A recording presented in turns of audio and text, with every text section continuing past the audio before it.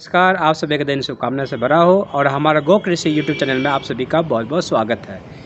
तो आज हम आपको एक रिपोर्ट के बारे में बताने जा रहा हूँ जो 17 जून 2022 को प्रकाशित हुआ है हिंदुस्तान में, और उसमें बहुत ही आश्चर्यजनक बातें लिखी हुई है। तो 17 जून में जो आर्टिकल आया है हिंदुस्तान में वो है, नष्ट हो रही झारखंड की 68% ज़मीन की उर्वरता। और ये जो झारखंड की बात कहा जा रहा है वो पूरे भारत में नंबर 1 आया है। तो ये बहुत दुखी बात है। तो ये जो बातें बताया गया है वो संस्था का नाम है विज्ञान एवं पर्यावरण केंद्र CSE के मुताबिक देश में क्षरित भूमि के मामले में झारखंड पहले स्थान पर है। और दूसरा बात है कि इसमें कि 15 सालों में, पिछले 15 सालों में लगभग 33 लाख हेक्टेयर नई ज़मीन खराब की श्रेणी में आ गई है। तो इसके प्रमुख 3 कारण हैं कि रसायन का अत्यधिक प्रयोग करना, जंगलों की कटाई होना और कम बारिश। और जो हमारा वैज्ञानिक है उन्होंने सजेशन के तौर पर बताया गया है कि लगभग 50 लाख हेक्टेयर में बंद हो धान और गेहूं की खेती। मैंने उनका 50 लाख हेक्टेयर में जितना धान गेहूं का खेती होता है वहाँ के किसान एक ही ज़मीन पर लगातार यही उगाते आ रहे हैं। तो एक ही किस्म की जो फसल उपजाने का होता है उसके वजह से ज़मीन की उर्वरा शक्ति ख़त्म हो जाती है, नष्ट हो जाती है। तो ये उनका सजेशन है।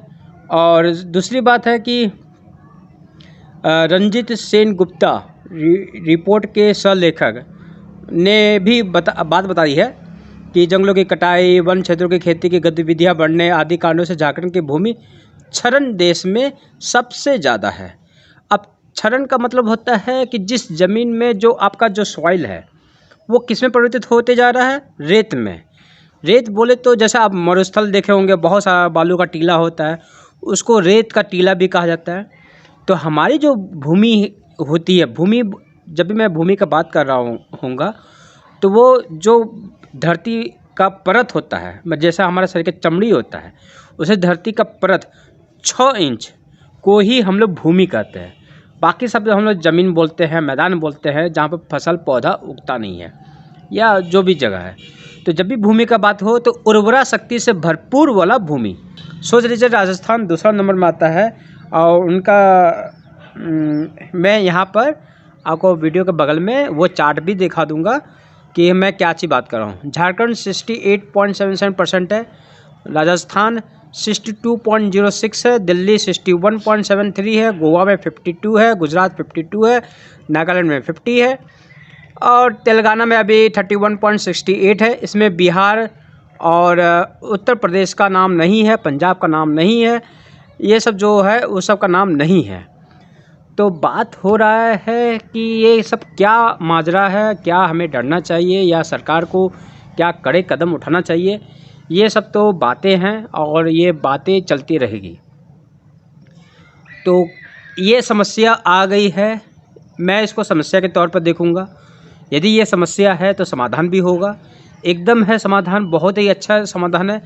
और ये समाधान जो है ये हमारे ऋषि मुनियों की देन है, गौ कृषि। मैं यहाँ जैविक कृषि की बात नहीं कर रहा हूँ, यहाँ प्राकृतिक कृषि की बात नहीं कर रहा हूँ, मैं यहाँ गौ कृषि की बात कर रहा हूँ।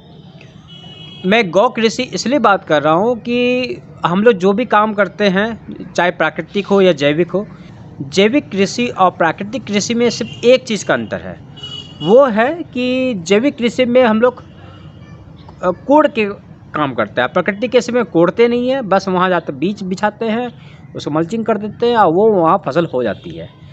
तो गौ कृषि हम इसलिए नाम बहुत अच्छा रखे हैं क्योंकि गौ के आधारित कृषि। तो देखिए झारखंड में ये जो हुआ है उर्वरता क्षरण, इसका सबसे मुख्य कारण है यहाँ का जो हमको लगा है, और मैं जो यहाँ पर बातचीत करता हूँ किसानों से या और भी चीज़ से, तो सबसे पहला बात है उन लोग शिक्षित नहीं है। दूसरी बात है कि जो भी कंपनी आती है, कुछ भी, जैसे कोई भी कंपनी हो, चाहे मार्केटिंग वाला कंपनी हो या कोई भी वो क्या बोलते हैं चेन वाला कंपनी हो, LMA वाला कंपनी हो, वो सब किसान को लालच के तौर पर जोड़ते हैं, बाद में वो पैसे लेकर या उनको छोड़ कर चले जाते हैं। तो उन लोग सबसे पहले कंपनी के नाम से ही डर जाते हैं कि पता नहीं हमको क्या लूट लेगा, ये होगा। तीसरी बात है कि वो जब कृषि करते हैं तो उनकी जो पुरानी सोच है रासायनिक वाला, उनको तो प्राकृतिक में आना है, गौ कृषि में आना है। यहाँ मैं सबसे अच्छा गौ कृषि ही बोलूँगा, गौ कृषि में आना है। तो गौ कृषि में कैसे आएँ, कैसे वो इसमें पहुँचे, वो उनके पास नॉलेज नहीं है। नॉलेज है तो वही भूरा वाला, खाद वाला है। जो मैं यहाँ का अभी मैंने धनबाद का कुछ कृषि से एक आदमी से मैं बात किया था, तो वो बोलते हैं कि हम लोग अभी 4 टोली गोबर वाला खाद डाल चुके हैं। तो गोबर का खाद बोले तो भूरा खाद डाल चुके हैं, तो उसका उत्पादन तो मिलेगा नहीं या ज़मीन और ख़राब होगा।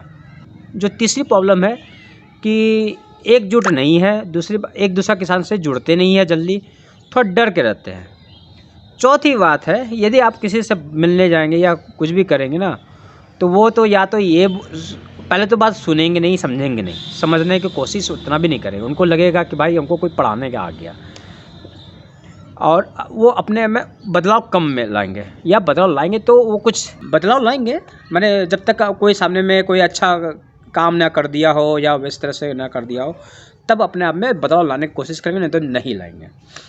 पाँचवीं बात है कि जो एक होता ना कि भाई हम कोई कस्टमर केयर को फ़ोन किए, बातचीत हुआ, या आपका पास कोई प्रॉब्लम है उसको कैसे सोल्यूशन किया जाए। कोई प्रॉब्लम 1000 तरह के होते हैं, चाहे घर का हो, चाहे कृषि का हो, चाहे मार्केट का हो, चाहे ये सर्टिफिकेट लेने का हो। बहुत सारा चीज़ ऐसा प्रॉब्लम होती है जिसको उन लोग को फेस करते हैं, और फिर उसको जवाब नहीं मिलता तो थोड़ा सा निराश हो जाता है। अभी मैं भी एक NGO में चला रहा हूँ और बहुत चीज़ का मैं फेस करता हूँ, मुझे पता है। लेकिन मेरे साथ क्या है कि कोई ना कोई जुड़े हुए रहते हैं और प्रॉब्लम का सॉल्यूशन मैं खोजते रहता हूँ। बहुत सारे ऐसे वीडियो आएंगे जो आपको बताएंगे जीरो बजट फार्मिंग हो गया, या ये सब हो गया। और बहुत सारे ऐसे भी वीडियो आते हैं जिसको आप लोग बहुत अच्छा नॉलेजेबल ले सकते हैं। जैसे ताराचंद बेलजी का पाठशाला है, मैं उनका वीडियो देखता हूँ, और वो प्राकृतिक खेती पर ज़्यादा अच्छा विचार विमर्श भी करते हैं, बातचीत भी करते हैं, किसानों से मिलते भी हैं, और बहुत अच्छा काम करते हैं। मैं उनका फ़ैन हूँ।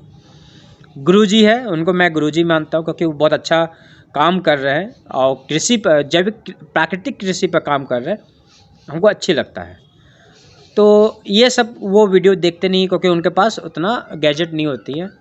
तो ये सब जो प्रॉब्लम है, ये सब प्रॉब्लम हम लोग को आज समझ में नहीं आ रहा। छठी प्रॉब्लम हमको क्या दिखता है समाज में, जो हम लोग समाज में जहाँ रहते हैं, चाहे यहाँ अपना जगह का बात करें, आपके जगह बात करें, छठी प्रॉब्लम ये है कि जागरूकता हम लोग नहीं है। और हम लोग आने वाला जो जनरेशन है, उन लोग बस एक चीज़ सीख लिया है कि पॉकेट में पैसा है तो बाज़ार में हम कुछ भी खरीद सकते हैं, पॉकेट में पैसा नहीं है तो उसके लिए मेहनत करो, आप ही बाज़ार में खरीद सकते हैं। ये जो सोच है ना, यदि पॉकेट में पैसा नहीं है तो इसका मतलब है उस पैसे को कमाने के लिए या तो आप 2 नंबर भी काम कर सकते हैं या 1 नंबर भी काम कर सकते हैं। 1 नंबर में तो पॉसिबल उतना नहीं होता है, तो बहुत मेहनत भी करना पड़ता है और बहुत सारी चीज़ें होती है, तो तब आपको पैसे मिलते हैं, तब आप उसको खर्च करते हैं। लेकिन हम लोग ये नहीं सीखते हैं कि वो जो हम लोग खरीद कर लाते हैं, खाना हो गया, जैसे खाना बोले तो पैकेजिंग फूड, चिप्स हो गया, चॉकलेट हो गया, जो भी पैकेजिंग में, बिस्कुट हो गया, मिक्सचर हो गया, ये सब हो गया, वो सब हम लोग ज़्यादा कंज्यूम करने लगे, तो सेहत भी ख़राब हो रहा है। और जो प्लास्टिक निकलता है, ये सब प्लास्टिक कहाँ जाता है? सब खेत में जाता है, तो इसके वजह से खेत भी बंजर होते जा रहा है। आज हमको ये जो विचार है, आप बताइए, पेपर में ये छप गया है आर्टिकल, तो क्या गवर्नमेंट कोई इसमें कदम कोई उठा रहे हैं या कोई संस्था उठा रहे हैं? सबसे बड़ा प्रॉब्लम ये है, यदि कोई समस्या आया है और कोई आगे बढ़ना चाहता है तो कैसे बढ़ेगा? मैं धनबाद के आसपास के क्षेत्रों में कोई भी किसान, यदि आप मुझसे बात करना चाहते हैं तो बेहिचक बात कीजिए, मैं आपको सपोर्ट करूंगा। और मैं वर्मी कंपोस्ट बनाता हूं, एंजाइम बनाता हूं, उससे भी हम आपको सपोर्ट करूंगा। मैं बताना चाहता हूं, ताराचंद बेलजी अपनी तकनीकी हिसाब से 1 एकड़ में 55 टन का धान उगाए हैं। किसी का 50 टन हुआ है, किसी का 45 टन हुआ है, मैंने सबका। आज मैं इसलिए उनका नाम ले रहा हूँ क्योंकि वो अपना वीडियो में हमेशा बताते रहते हैं। और सबसे मज़ेदार बात है, जो किसान उनकी बात माना है वो तो 55 टन 50 टन उगा लिया, और जो नहीं बात माना है उनका सिर्फ 15 टन 20 टन हुआ है। और तो यदि आप जरा सोच कर देखें, यदि 1 एकड़ में आपको 15 टन हो रहा, 20 टन हो रहा, और तो आपको नुकसान ही है ना। तो नुकसान क्यों है, बहुत सारे रीजन्स है, वो रीजन्स बताते हैं। और उनका ये भी वो बहुत तरह का रीजन्स बताते हैं। और बहुत उनके कंपनी है, तो उसमें वो प्रोडक्ट्स भी बेचते हैं, जैसे बहुत सारे प्रोडक्ट्स है, पॉजिटिव नेगेटिव हर चीज़ के बारे में बताते हैं। तो ये जो मैंने सीखा हूँ उनसे, उनके वीडियो देख कर मैं समझा हूँ, बहुत सारी चीज़ है जिसको हम लोग मिलजुल कर बैठ कर समझ सकते हैं और अप्लाई कर सकते हैं। धीरे धीरे समझना होगा, और फिर गौ कृषि के आधारित पर हम लोग का काम करना होगा। और उसके जब ये काम होगा तो सिंपल सी बात है, हर चीज़ धीरे धीरे सुधरेगा, और फिर हम लोग एक स्वस्थ समाज में रह सकेंगे।